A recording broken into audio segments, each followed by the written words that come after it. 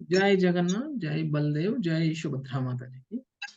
सुदर्शन भगवान की जय, पंचतत्व की जय, निताई चैतन्य की जय, परशुराम भगवान की जय, नरसिम्हा भगवान की जय, वामन देव की जय, श्री गुरुदेव की जय, श्री प्रभुपाद की जय। ओम अज्ञानतिमिरान्धस्य ज्ञानाञ्जनाशलाकया चक्षुरुन्मीलितं येन तस्मै श्रीगुरवे नमः। नमो ओं विष्णुपादाय कृष्णप्रेष्ठाय भूतले श्रीमते भक्तिवेदान्ता स्वामिन् इति नामिने। नमस्ते सारस्वती देवे गौरवाणी प्रचारिणे निर्विशेषशून्यवादी पाश्चात्यदेशतारिणे। जय श्री कृष्ण चैतन्य प्रभु नित्यानंद श्री अद्वैत गदाधर श्रीवासादि गौरभक्त वृंद। हरे कृष्णा कृष्ण कृष्णा हरे हरे, हरे राम राम राम हरे हरे। హరే కృష్ణ. సో ఈరోజు మనము 17వ అధ్యాయంలో 17వ శ్లోకాన్ని చూడబోతున్నాం.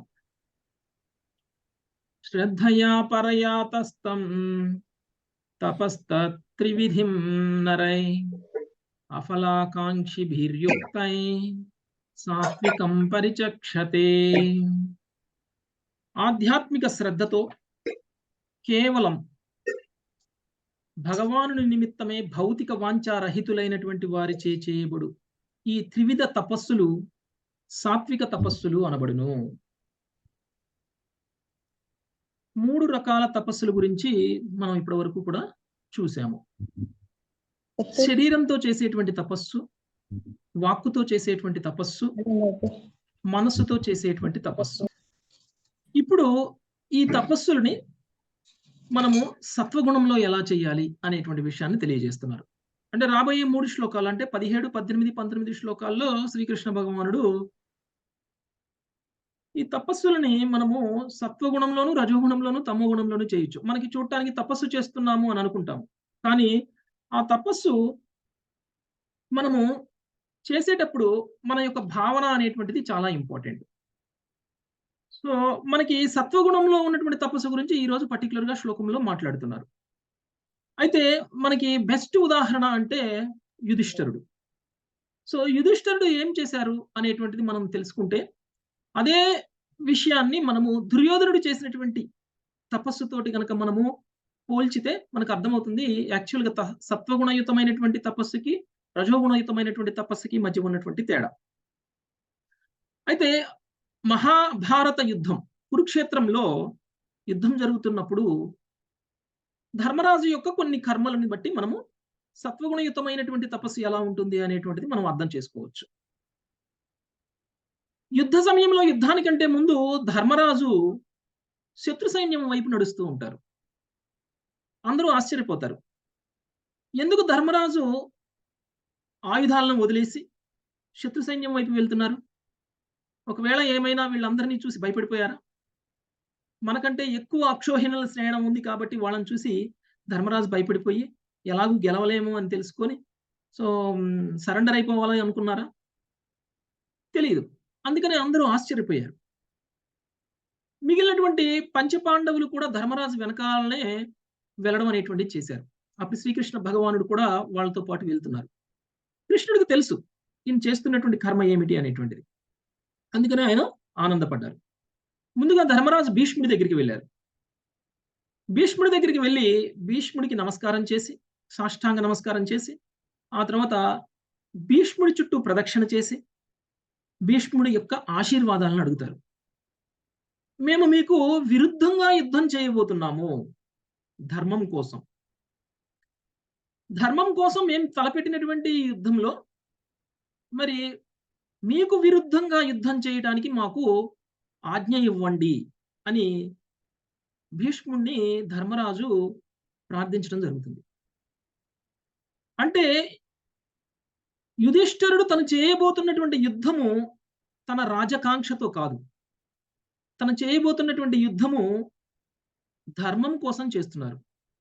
రెండవది భీష్ముడిని, అంటే పెద్దలని గౌరవించడం. పితామహుడైనటువంటి భీష్ముడిని గౌరవించడం అనేటువంటిది ఏదైతే ఉందో అది కూడా మనకి ఇక్కడ కనిపిస్తుంది. ఆయన యొక్క ఆజ్ఞ తీసుకొని ఆయన యుద్ధం చేయటానికి, అది కూడా ఆయనకి విరుద్ధంగా యుద్ధం చేయటానికి పర్మిషన్ కూడా తీసుకుంటున్నారు. సో, అందుకు ప్రసన్నుడైపోయినటువంటి భీష్ముడు ధర్మరాజుని ఉద్దేశించి మాట్లాడుతూ, "నువ్వు చాలా గొప్పగా ప్రవర్తించావు. ఒకవేళ నువ్వొచ్చి గనక నా దగ్గరికి ఇలా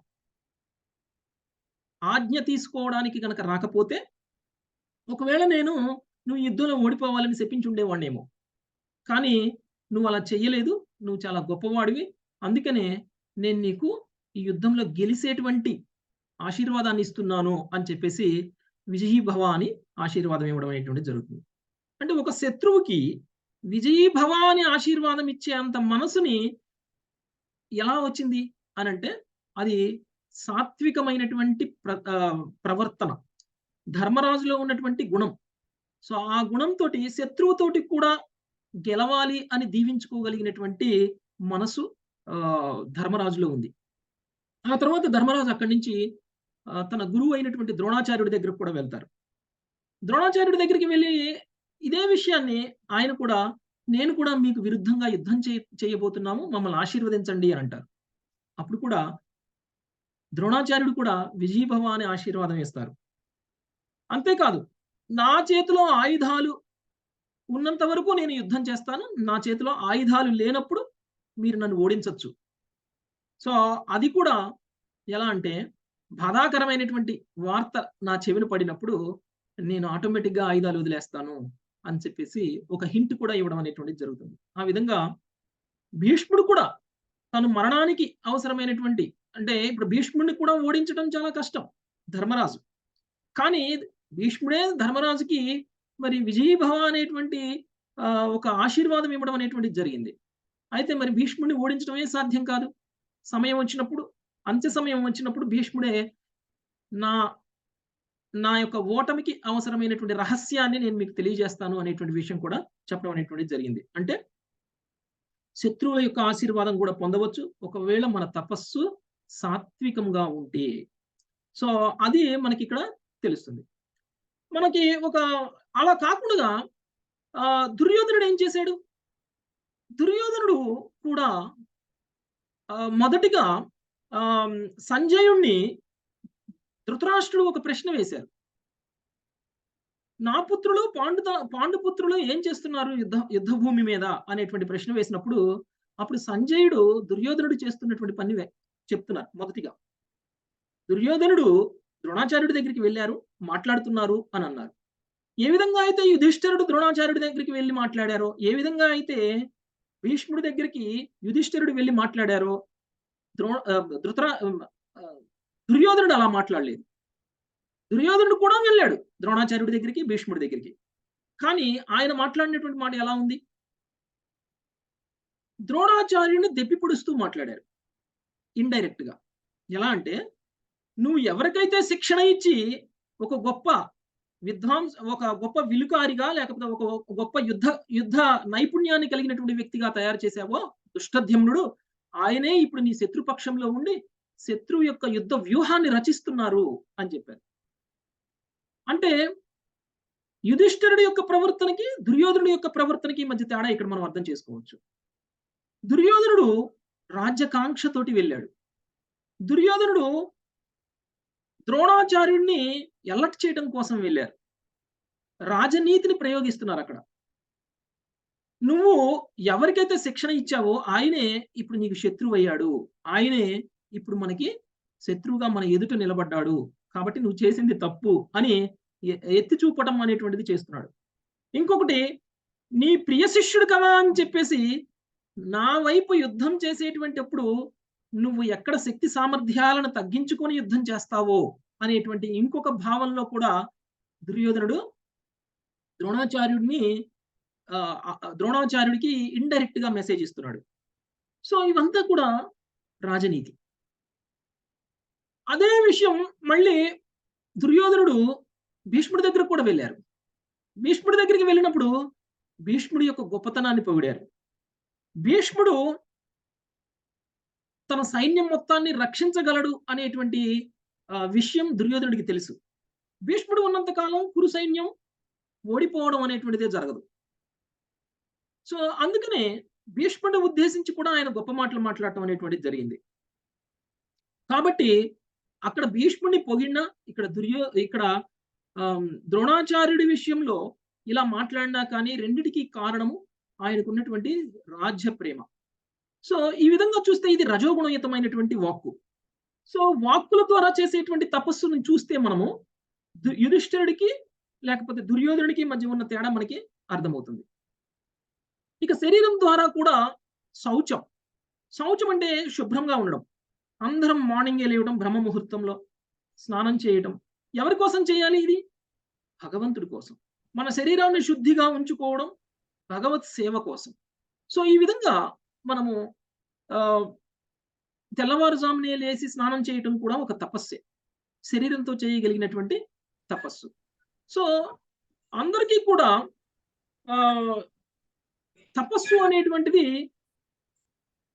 యుక్త వైరాగ్యం రూపంలో కూడా ప్రభుపాదుల వారు, భక్తి సిద్ధాంత సరస్వతి ఠాకూర్‌లు కూడా ప్రదర్శించడం అనేటువంటిది జరిగింది. యాక్చువల్‌గా ఒక సన్యాసి ఎలా ఉండాలి? ఒక సన్యాసి కుట్టిన బట్టలు వేసుకోకూడదు. అంటే సింగిల్ పీస్ ఒకే పీస్ వస్త్రాలు ధరించాలి. మరి అలాంటప్పుడు భక్తి సిద్ధాంత సరస్వతి కానీ, శ్రీల ప్రభుపాదుల వారు గాని మరి కుట్టిన బట్టలను కూడా వేసుకున్నారు. మరి సన్యాసి ఆహ్, చెప్పులు వేసుకోకూడదు. సన్యాసి అయినటువంటి ప్రభుపాదుల వారు కూడా చెప్పులు వేసుకున్నారు. అలానే వాహనాలు వాడకూడదు. కానీ ప్రభుపాదుల వారు, భక్తి సిద్ధాంత సరస్వతి ఠాకూర్‌లు వాహనాలు వాడారు. ఏకంగా ప్రభుపాదుల వారైతే విమానాల్లోనే తిరిగారు. సముద్రాన్ని దాటకూడదు. కానీ ప్రభుపాద సముద్రాన్ని దాటారు. అయితే మరి ఒక సన్యాసి అయ్యుండి ఇలాంటివన్నీ ఎలా చేశారు అనంటే, కృష్ణ భక్తిని ప్రచారం చేయటం కోసం, భగవత్ సేవ చేయటం కోసం మనకి ఏది అవసరమైతే అది చెయ్యాలి. లేదు నేను సన్యాసిని, కానీ నా విద్యుక్త ధర్మం వచ్చేసి నేను కృష్ణ భక్తిని ప్రచారం చేయడమే. కానీ నేను చెప్పులు ధరించను. కానీ నేను బైక్ ఎక్కను, నేను కార్ ఎక్కను, నేను ఫ్లైట్ ఎక్కను అనంటే కృష్ణ భక్తి ప్రచారం చేయడం సాధ్యమవుతుందా? సాధ్యం కాదు. కాబట్టి మనసులో భావన అనేటువంటిది ఇంపార్టెంట్.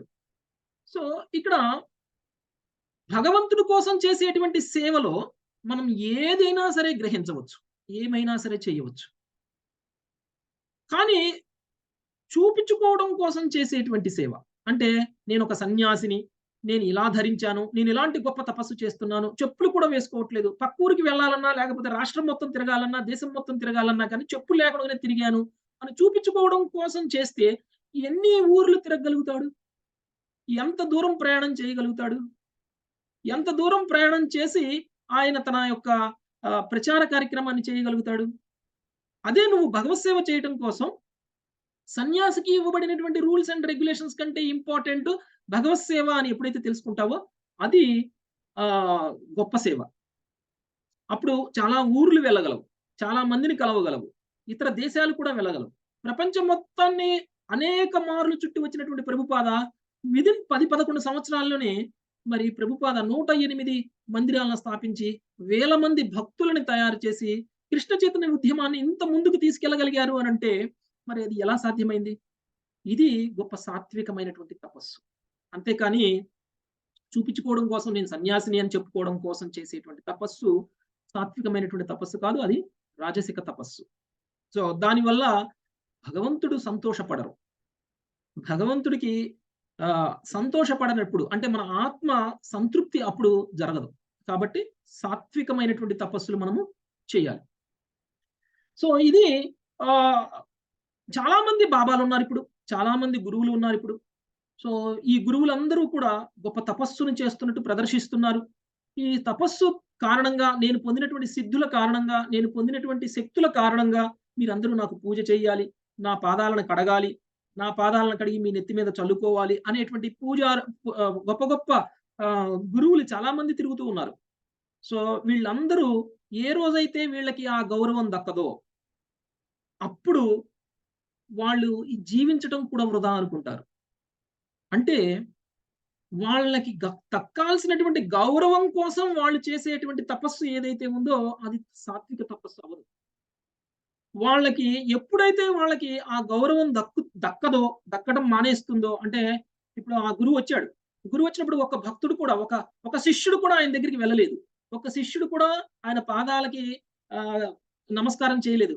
ఒక శిష్యుడు కూడా ఆయన పాద పద్మాలను కడగలేదు. నెత్తిన చల్లుకోలేదు. అప్పుడు ఎలా ఉంటుంది ఆయన భావన? అప్పుడు ఉండేటువంటి భావన ఆయన సాత్విక తపస్సు చేస్తున్నాడా? రాజసిక తపస్సు చేస్తున్నాడా? త త తమో గుణంలో తపస్సు చేస్తున్నాడా? అనేటువంటి విషయం మనకి వ్యక్తమవుతుంది. కాబట్టి డబ్బు కోసమో, పేరు ప్రతిష్టల కోసమో, గౌరవం కోసమో, లేకపోతే చూపించుకోవడం కోసమో చేసేటువంటి తపస్సు సాత్విక తపస్సు అవ్వదు.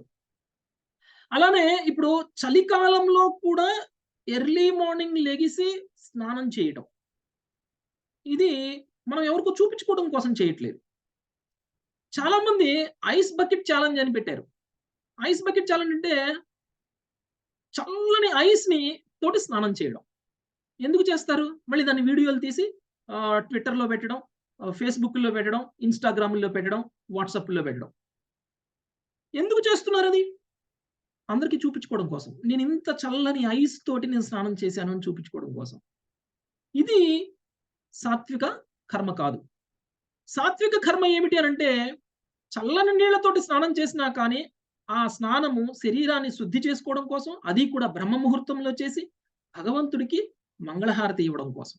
భగవత్ సేవ చేయడం కోసం చేసేటువంటి తపస్సు ఏదైతే ఉంటుందో, అది నిజమైనటువంటి తపస్సు.